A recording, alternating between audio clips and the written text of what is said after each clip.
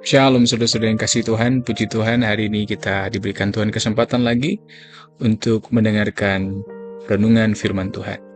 Tema firman Tuhan hari ini adalah tetaplah hidup. Sebuah kata yang sederhana, namun saya yakin yang akan memberkati kehidupan kita semua, amin.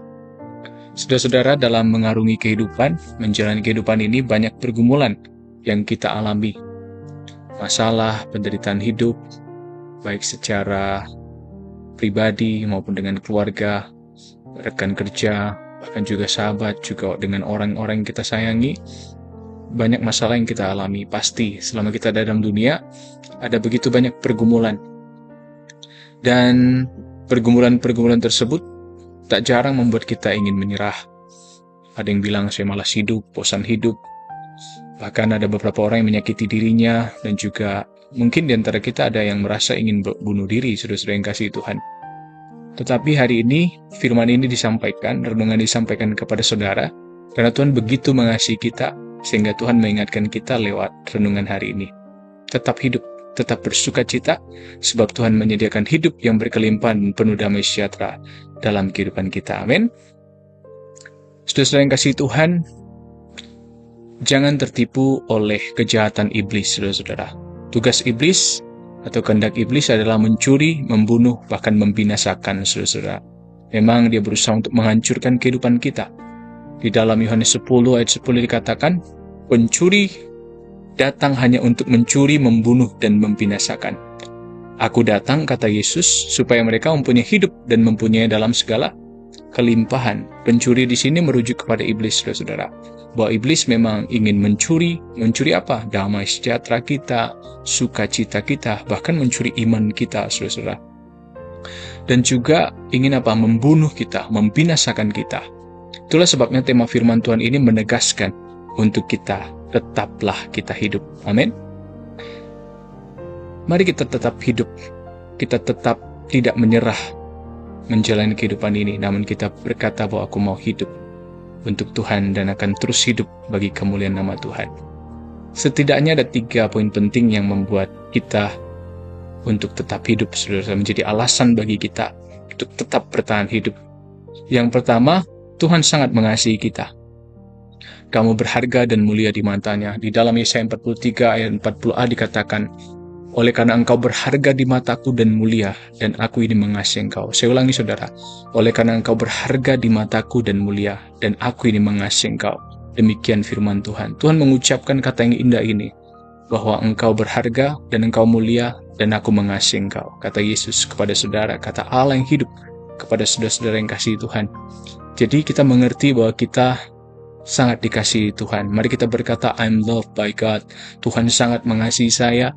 Dan apapun yang terjadi di dalam hidup ini, apapun yang kita alami, mungkin orang-orang yang kita harapkan mengasihi kita, orang tua kita kah, sahabat kita kah, atau pasangan kita kah, namun terkadang mereka melukai atau melakukan hal yang tidak kita kehendaki, namun percayalah bahwa Tuhan, masih ada Tuhan yang mengasihi kita dengan sempurna. Amin.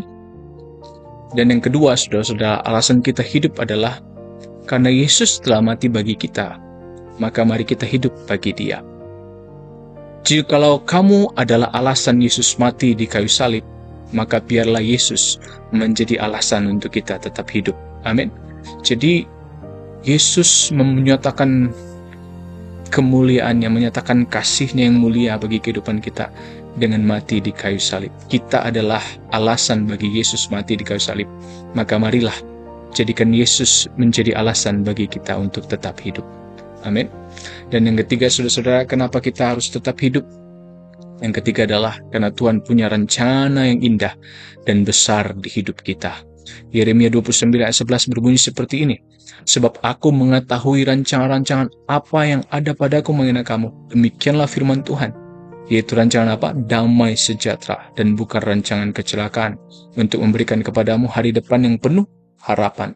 Tuhan sayang sama kita, Tuhan mengasihi kita, Dia merencanakan rencana yang mulia di hidup kita.